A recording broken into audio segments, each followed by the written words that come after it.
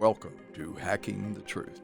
We will challenge you to question your beliefs while exploring the hidden agenda behind today's headlines. Hacking the Truth will bring untold secrets into the light and reveal truths never told before while exposing those hiding in plain sight. And now, here are your hosts, James Circle Clement and Bob Wallace. Thank you for being with us today on Hacking the Truth. We'd appreciate it if you'd subscribe to our channel. You can see the button right on the page. Bob, we're going to talk about something today that everybody's been talking about. A lot of people have gotten their stimulus check, but this is a pretty different name to the program. So, yes, we are both lovers of the names of laws that are enacted. How often they're the opposite of what they look like. This act was called We Cares. All right, CARES is the name of the act. It's called the Coronavirus Aid, Relief, and Economic Security Act, with words like security and aid and relief. How could it possibly not be a wonderful thing? Well, we've got to program the people who are getting it to believe this is the best thing possible for them, and that we're really not going to give a lot of money to people and corporations who don't deserve it. Am I supposed to believe that? Well, considering it's mostly sponsored by people that didn't believe in trickle-down economics, they believe in trickle-down money. It always starts at the top and hopefully filters down to us down below. Well, let's talk about some finite details. I know you did some studying on it, so did I.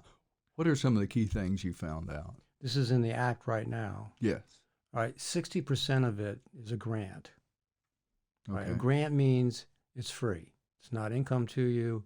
You don't have to give it back. You don't have to claim it on your taxes, those $1,200 checks and so on that a lot of people, well, I hope a lot of people have gotten. I know it's been a mess getting some of the funds to the people. What are the other things you found? Well, it wasn't so much that as what I didn't find, and that is, how are they actually selecting people for money, and how are they determining how much they get? And there's been issues of, do you need to be deserving to get it? Do you need to be ecologically in tune with everything? Can you be a criminal enterprise and still get it? And then there's the essential industry issue. And that's one of the things about Boeing. Everybody knows that Boeing's had some very serious problems bordering on, bad acting. And yet they are an essential company in this country for our defense and all the rest. Now, have you read whether the cruise lines are going to get any money? I haven't read anything on the cruise lines yet, and that's an interesting player in all this because the cruise lines aren't in favor with a lot of people for a number of reasons, and mainly they're not owned by, quote, American corporations. They are, but everything's listed overseas, and they avoid lawsuits, criminality, so many things that happen on cruise ships. So they've been falling out of favor for that reason. And not to be not mentioned, they don't pay any taxes. They don't pay any taxes. And actually, even some of the financial institutions, like Goldman Sachs, has many subsidiaries in other countries where all that money gets taxed or not taxed in those other countries. And you remember in the very beginning of Trump's time as president, he was trying to get them to bring back all that money. I never quite knew what the end result, but I think some money was brought back. And again, I think there's like source tax relief and all that. But that's the thing. I think what it really boils down to is the people that come in and run around to congressmen, the lobbyists, and say, oh, God, our guys really need a bailout. And if you think about it, some of these very companies that are being bailed out for billions and billions of dollars, they had their hands out, 12 years ago? Only 12 years ago. So makes you wonder. Well, it does make you wonder. And any time the government implements anything, I always remember and go back to what I was told, and this was 30 years ago. For every $7 the government gets, they give you $1 back. By the time you go through administrative costs, whoever they pay through the process, it's very inefficient. And when they first announced this, one of my questions was, okay, your mailing checks out, you have account numbers for people. What if they've changed banks? What if they moved? What? They never seem to think the worst case scenario, we need to figure these problems out before we even start doing this. I can't imagine the mess that it really is. You're never told the truth, let's face it. One of the things we know government's not good at is accounting. There have been times when they did a major accounting of a big bureaucracy, and they say, well, we got it down to $10 billion. We don't know what happened to that, but hey, that's pretty good for us. Well, the latest count, and I talked about this one time, and we have too, over the last 20 years, they can't find receipts. And they actually said we can't find receipts. I'm elected fell out of this for $21 trillion. So wrap your brain around that. It's hard to imagine. It is. Black ops programs, secret space programs. I know where a number of it's going. That's a whole nother topic. But we're just supposed to take it, and what can we do? Yeah. Well, one of the things that I found interesting, and so did you, is that when we checked and looked up all the stories to find out what had happened in the past, nobody really seems to know how much money was given out, how much money was paid back, how much was forgiven debts. And some of the ones, there's actually many where it says, oh, it cost the government $15 billion to do this bailout. And there's other ones that, oh, they made money on that. And one of the interesting ones that I mentioned to you earlier was that sometimes in return for these loans, the company gives the federal government stock. In other words, some kind of ownership in the company. They call them preferred stock mostly. Just means you get dividends first. And which doesn't cost the company anything. It's just like the government prints money. They print stock certificates. They just give it to the government. The government goes out and sells it or holds on to it for a while and then sells it. And then what they get from whoever buys it, they count that as money paid back. So I love that accounting. Yeah, it's not coming out of their earnings. It's coming out of people buying that stock from the federal government. And there have been other instances, like GM.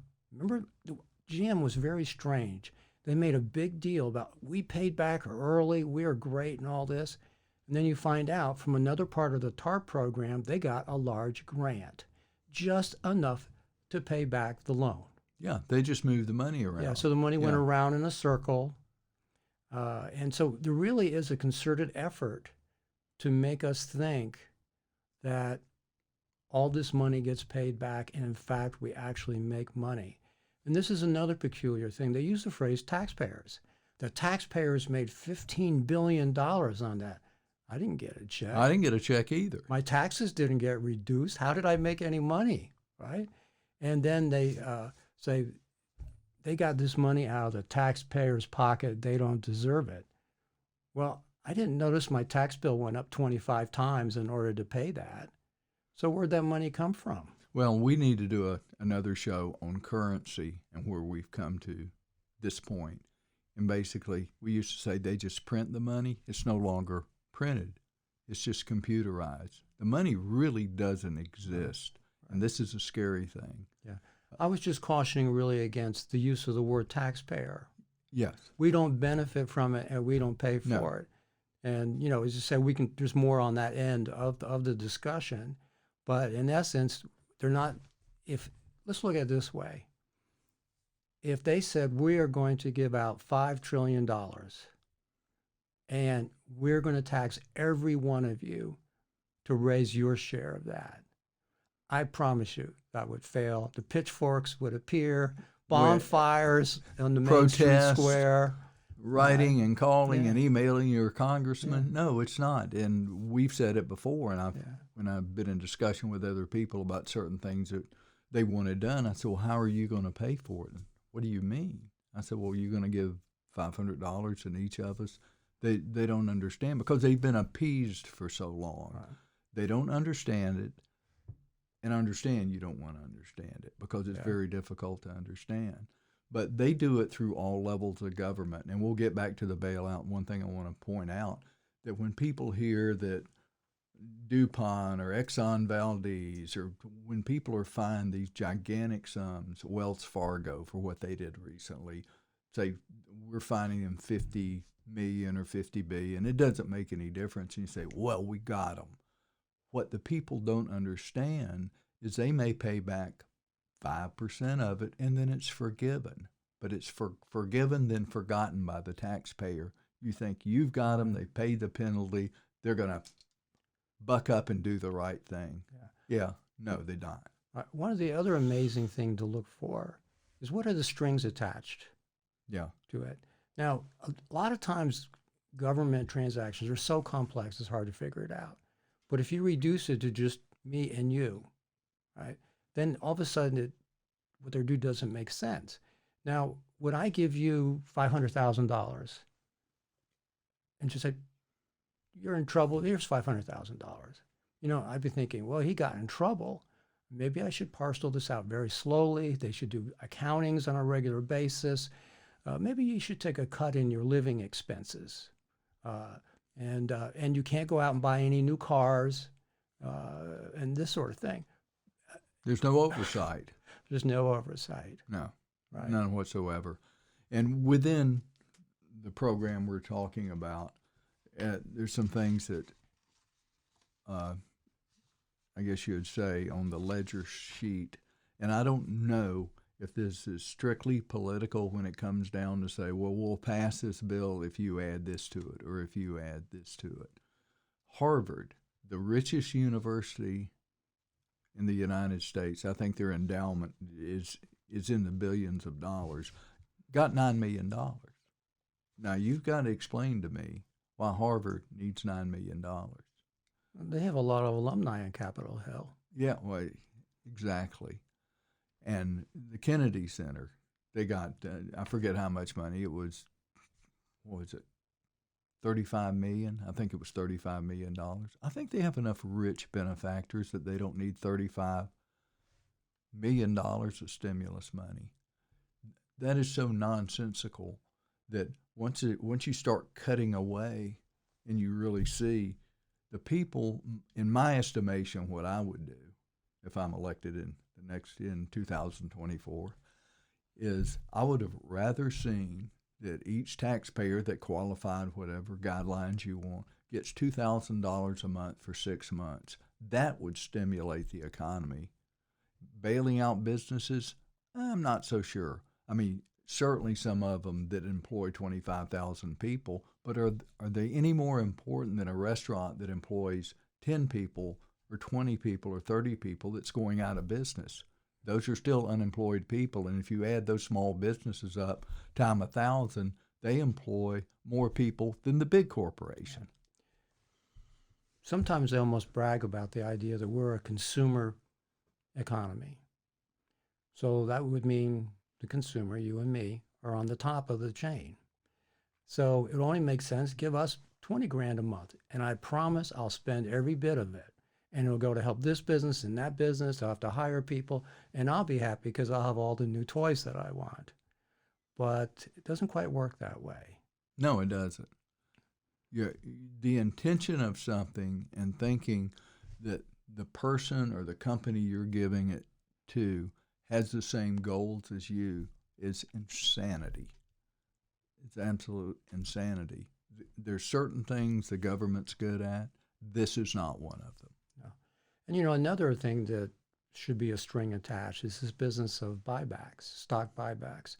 And that's just simply where a company goes out, buys their own stock in order to have less of it, which tends to push up the value of that stock. Plus, you have a big buyer, and people raise their price if they know there's a big buyer out there.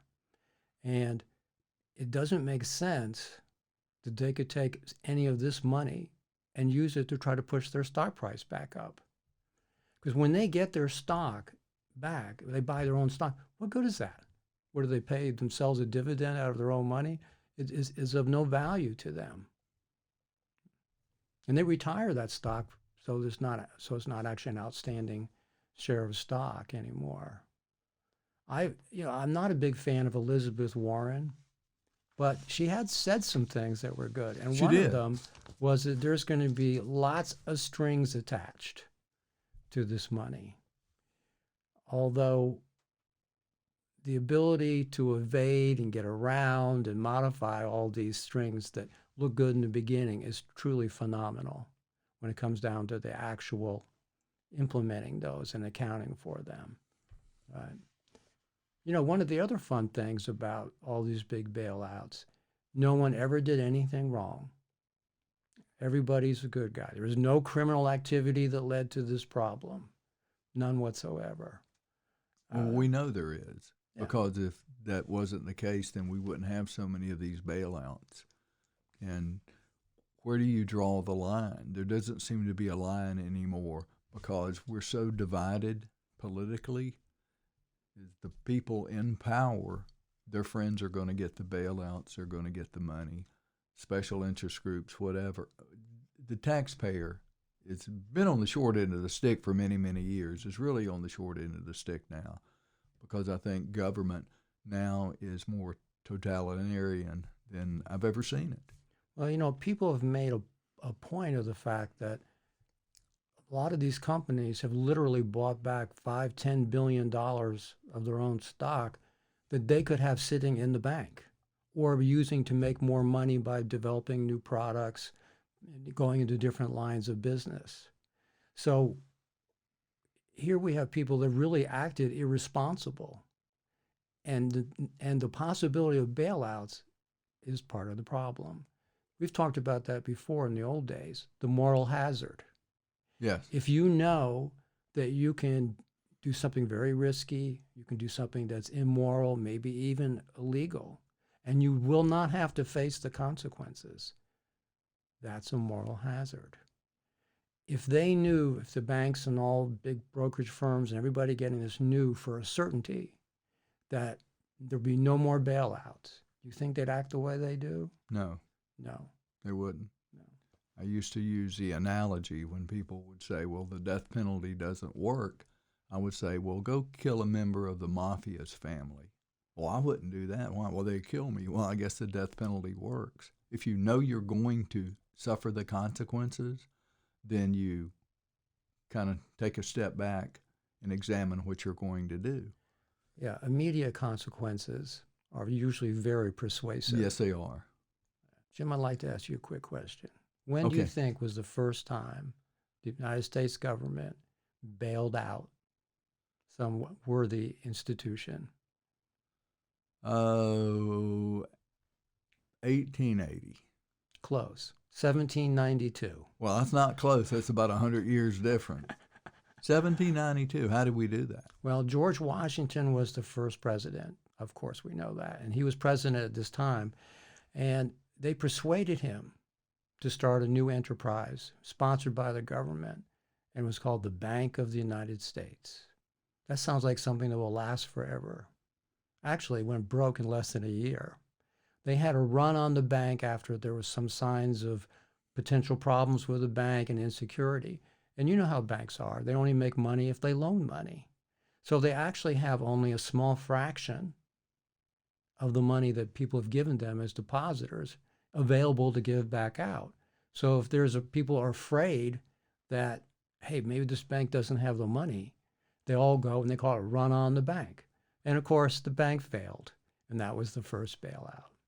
There have been many more since, but the speed, the rapidity has gotten much faster. It was only 12 years ago we had what they call the mother of all bailouts. Kind of reminds me of World War I and World War II. Yes. World War I, the war to end all wars, right? And that kind of thing. So and of course the dollar amounts are just staggering. I mean, they used to have major bailouts of like $200 million, and that's just chump change today. Oh, wow. Yeah. Yeah. And there have been some changes, like Penn Central. Do you remember Penn Central? These are Yes. the ones that happened in our lifetime. Yeah, in our lifetime. that was in the We're old early guys, se- but we do remember. Yes, Penn Central, and they put themselves out as they were essential to the country. But I think it was Nixon. I'm not positive, but I think it was Nixon. He didn't think so. So Penn Central went belly up. And then the Federal Reserve came in, paid off all the banks that were holding promissory notes or paper from the Penn Central, and lo and behold, we got Amtrak. What a deal! We got Amtrak, which totally ruined railway travel in this country. And how well is it? It has never made money. It's just abysmal. Safety record's terrible. I need not go on and on. It is not. Yeah. People don't hardly ride trains anymore. And I loved trains when I was a kid. I took the train quite often. Yeah. But that's another example of the government getting involved where they shouldn't. Another thing they do is they pick winners. In 2008, Lehman Brothers was a big house in Wall Street. They were created right before the Civil War, and they went through the Civil War, the World War I and II, the Depression. They survived that, but they fell to the mortgage problems that they were a pandemic back then, and nobody would save them. They couldn't get the political clout to save themselves. Then Bear Stearns was there, which was another very big brokerage firm. And J.P. Morgan ended up with that. And they actually got an $18 billion loan to affect the sale and buy all the stock that was available on the marketplace and do it. So they picked a winner there. And then there's good old Merrill Lynch. They had been around for a long, long time. Because it's funny how often the mortgage market and speculation and giving bad loans has caused problems in our country. But the Merrill Lynch was taken over by Bank of America. And again, the funding came from the federal government. So it's strange. The banks definitely were picked to be the winners. I think that really started with J.P. Morgan, actually went to whoever the president was at the time. The country was in trouble. I'll loan you some money. I'll loan the country money. Boy, that's been a relationship that's been very interesting. We still, to this day, do not know who sits on the board of the Federal Reserve, who they are. It's just mask and secrecy. So who are they? Right. The promises of transparency have Yeah. never been met. No, not at all. Not at all. Bob, you were talking about the first bailouts. Now let's come forward into, shall we say, modern times. Are there any bailouts you think that were productive, that were really needed when you think back? I mean, I've got a list of them and thinking about them. And back then, you didn't have the access to the information like the internet you have now to really deep dive into it and see. You have a lot of experience in the automotive industry. Yeah. And Chrysler and GM were bailed out. I don't know how close they were to failure. I don't know how much they gained by being saved and how much America gained, where a lot of their stuff has been outsourced to other countries and things like that. Well, remember they declared bankruptcy and then were bailed out? And what that caused, and yeah, I was in the automotive business, the suppliers that were supplying parts, they were sent packing. They never got any money. And remember when the Obama administration came in and they cherry-picked dealerships that should survive based on sales? And I said, that's a dire mistake. You don't understand the automotive business. So I'd taken a trip going to North Carolina, and I took the back roads that you don't take on the interstate. And I went through a number of cities where, let's say it was a GM dealership, let's say a Chevrolet dealership in a smaller town. And when that dealership went away, and he closed those, that the dry cleaners went away, the restaurants went away. I saw housing developments just stopped in the middle and weeds growing up. You may say it's a small dealership, but it still employs 300, 400, 500 people in that town of 5,000. And without those people working, all those businesses go out of business. It was devastating to those communities. Yeah, that's when you see the boys on the headlines and they're shaking hands about how successful a bailout was, you always have to ask who didn't get bailed out. Who didn't benefit from this? And I remembered I was a little bit naive back in the days when Chrysler went under. And I thought, wow, they saved Chrysler. That's great. And I started driving by these Chrysler dealerships and they're all closed down. I thought, that doesn't make any sense. Yeah. Again, it's favoritism. It's who survives and who doesn't. I think capitalism's a great thing. But to say you're too big to fail, that's not a good lesson to teach. Certainly, I understand and I do understand if you're Boeing and it's a defense contractor, there's certain things you do have to protect as far as national security. But playing favorites because people have lobbyists, people have friends in Congress and the Senate, is not the way capitalism's supposed to be. That's crony capitalism, and it hurts everyone. It's a little bit ironic that the phrase too big to fail was first used in Chrysler's bailout. Yes. Yeah. If you think about it, what does that actually mean, too big to fail? It means that, we're going to lose 50,000 jobs. Well, my understanding is all the products they made and all the services that they did, all of a sudden there's a vacuum. Someone else is going to come in and probably have to hire many of those same people because they know the business, they know the customers. They make it sound like those people, all those jobs are gone and they're gone forever. Yeah, they're irreplaceable. Right. No, they're not. They're not. Yeah. So, I mean, that's like they're not looking one step down the road. So it's the old thing, nature abhors a vacuum.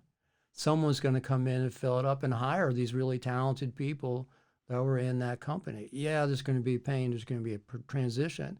But they make it sound like, these jobs are gone. They'll never come back. It's just not so. No, it's not so.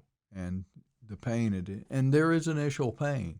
What we've come to in this country in dealing with business, or certainly we're going through the coronavirus right now as we tape this, everybody wants the solution to be easy and sweet and favor them and be good. Now, when you and I grew up and we got sick, we took medicine. And remember how bad that medicine tastes? It was no cherry flavored or anything. It was the worst tasting stuff you can get. Thanks for reminding me. But today, the medicine that we really need to fix a lot of things in this country would taste really bad because there's going to be segments of the population who are going to suffer more than others. It's just the cost, as you say, the cost of doing business or running a country. But to stop all this favoritism, everybody's going to be squealing, from the rich to the poor. So what are some of the solutions, Bob, that what we're talking about? Well, we first have to eliminate the moral hazards. We have to get people to realize that they're taking a risk.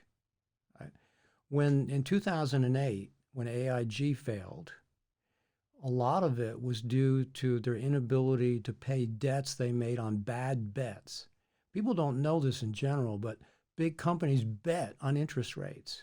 Of course they do. Right? They call it insurance sometimes, but you're basically betting, and you can make a fortune, you can lose a fortune. And the people who are making the bets with you, they know there's a risk that you're not going to be able to pay off. Anytime you do make a bet with anyone, you want to make sure they can pay off. Many times they can't. And when the government came in, they gave AIG enough money to pay out $70 billion to pay off their bad bets. And of course, there's a certain party that got more than anybody else, which was Goldman Sachs. Right? And of course, they have their rationales for the whole thing, but that's really not important for what we're talking about. But they did. They made these bets thinking that if this went wrong, the government will bail us out. Right? We know this is stupid. We know they're going to lose their shirt. Right? Actually, my understanding was AIG was almost a patsy for the boys in New York. They just wanted to see if they could sell this stuff to them, and they just bought it hand over fist. It's one of the largest insurance companies in the world, but they're not good gamblers. And who pays in the long run? The bailout. That's a story for another day. Yes. Yeah. But Yeah. But when there's no risk, that's just legalized gambling. Basically, you can legally do it, and then there are no consequences for your action. Yeah. And unfortunately, this is what's happened to government. We have lost a system of checks and balances. We can't reel these people back in. And one of the reasons we can't, they're elected over and over and over again, and they consume so much power in those places. And we won't even get into what they do, which would be illegal for me and you to do. If we did it, we would go to jail. But they're insider trading, they're inside information. We could talk about that for hours. The other things we talked about earlier are fixes. People as individuals have to be accountable for their actions. If they're doing frauds, misrepresenting, there have been some companies that have been in worldwide scandals who are getting money this time. And as we've talked about before, you make $1 billion, you cough back $50 million in fines, and everybody's happy, provided you actually pay the $50 million in fines. One of the things that's important to me is that there were protections put into the law to avoid bad things happening. And one of them was the stock buybacks that we talked about. They were illegal the whole 20th century up to 1982. And then all of a sudden, you can do it. Right? I'm sure SEC was able to do it in a bureaucratic way. That's one. And then the Glass-Steagall Act, where they've made banks, if you are a regular commercial bank, that's the bank where we all have our deposits in. That bank is supposed to do banking services for its customers. It's not supposed to be in the marketplace betting with the other boys trying to make $5 billion off of your money. But they do it. But they do it because they largely repealed the Glass-Steagall Act, and that happened in 1999 under Bill Clinton's term. And of course, we had all these assurances with all the new modern technology and our modern way of doing things. Nothing could possibly go wrong. It didn't even make 10 years before the whole place blew savings up. and loan whole scandal thing just blew up. Yeah. So without the checks and balances and these people putting in good laws in place, and you get another administration in who's able to repeal it, pretty much the way I look at it, take care of your own house, personal responsibility, live below your means, don't buy things you don't need, drive a 3-year-old car, use some common sense, because you don't know economically what's going to happen the next day. Even though as rich as this country is, we see what's happening now with the coronavirus. Save money, live below your means, and hoard toilet paper. That's Jim, you're a very old-fashioned fella. I know, but people just don't save money anymore. Yeah. I won't say all people. I think definitely the older people do. But if you add the figure is less, I think it's 46% of the people in this country have $5,000 in savings. Yeah. It's a staggering statistic. Well, you and I talked about a long time ago when they had the tsunami in Japan, that there was a little old lady in the rubble, and she was picking out the rubble. And someone who was a news person said, "Why are you doing that? Why don't you wait for the government to come do it?" Now, remember, in Japan, they've had governments like this for thousands of years. And she said, "We never wait for the government. We take care of ourselves." And she was about 95 years old. And she was out there going through the rocks looking for things. And actually, talking about Japan for a second, we criticized Japan for having these zombie companies that were just being kept alive because of the government. And when I say we, I mean our government was criticizing them. So what we're criticizing our government for is what our government was criticizing Japan for. When you have to get bailed out to tens of millions of dollars every 10 years or so, aren't you a zombie company just as bad as any of the Japanese companies? Certainly, you are. My mentor, Ralph Hartenstein, fully believed, and we would meet for lunch every day, and it was about 1975, that our economic system, the way we're spending money, getting off the gold standard, was a house of cards, and he gave it 20 years before it collapsed, and we were in another depression. And we've talked about this over the years. It just seems to go on and on with bad banking, bad business, trillions of dollars in debt. One day, this has got to hit. We cannot continually run this debt. I'm not a complete fan of Warren Buffett, but he's a very, very remarkable guy and has a lot of insight. In 2008, he was out making deals, making big loans, getting preferred stocks, doing all kinds of things, and he came out making probably more money than anybody else did, in an honest way, that is, in the 2008 crash. He's not, in his words, I'm not buying this crash. He's sitting on his money. Yes. Yeah. And so I don't know how this is all going to shake out as far as the economy.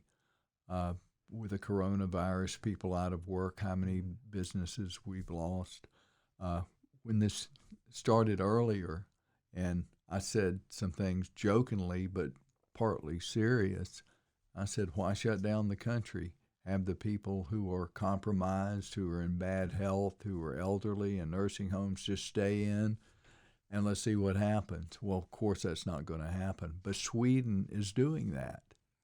And their death rate and pretty much falls in line with ours. So now we have the argument, and it is an economic argument now, as much as a health argument. How long can we keep these people home and not work? And I find it interesting, the people who are criticizing the people who want to go back to work can work from home. These people can't work from home. They're waiters, waitresses, salesmen. So there's got to be a tipping point, and we're getting close to that. My hope is that we learn some valuable lessons from this. Although, as they always say, the lesson of history is that we don't learn from our experience. So far, and this, what are we in there? How many weeks have we been doing this? 15, is it? No, it hasn't been that long. I would Okay. say probably the 1st of March. Okay. We're April All right. 29th, I think, Okay. 8th, whatever it is today. People going back to work, that it's easy for people who can work from home criticize the ones who are protesting and want to go back to work. Right. I think the truth is now no one really knows what the best thing is to do. Few commentators have said Trump was smart by saying the law says it's up to the governors to reopen. That way, no matter what happens, if things go well, he said, see, I knew if I'd let these guys do it, they would do a fine job. And if he doesn't, I can't believe that, it was their job and they completely blew it. Well, he did criticize Kemp from Georgia for opening early. Yeah. He the government mandate or recommendation is 2 weeks of a downward curve before you start reopening. But I still go back to Switzerland, that they are not having the problems that everyone thought they would. Of course, understand the Swiss are a small country, and they're in a lot better health than Americans. Our rate of obesity, high blood pressure, heart disease, we're probably world leaders in that category.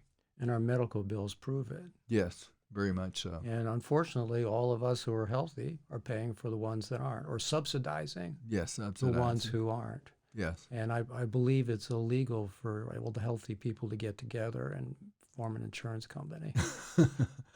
Probably is. Yeah. I wouldn't doubt it. Well, any closing comments, any thoughts you have that you want to leave everyone with? My golf game has improved during the Oh. coronavirus. Oh, you've been able to I've go out been and hit able golf to go balls. out there, and unfortunately for me, golf courses are an essential service to the community, which I thought was one of the wiser decisions that were made by the governor of Florida. And you've retired Yes. within the last month. Yes. You're no longer practicing law. That's right. Well, you never got it right. You just kept practicing, didn't you? 44 years, and I never quite got the hang of it. Wow. Yeah. How does it feel not to be working as an attorney after 44 years? It's odd. Odd. Yeah. But I'll get used to it. There's so many wonderful things to do. Yeah. I Give can't yourself wait. about 6 months to get acclimated. That's the Mhm. way it happened to me when I just stopped. But it's an interesting journey you will be on for the rest of your life. Yeah, maybe I'll give periodic postings on how I'm doing as a retired. If I come in all straggly and all dirty, you'll know things aren't going so well. No, I don't think you'll be that way. Yeah. Well, thank you for joining us. Please subscribe to our channel, and we'll see you next time on Hacking the Truth.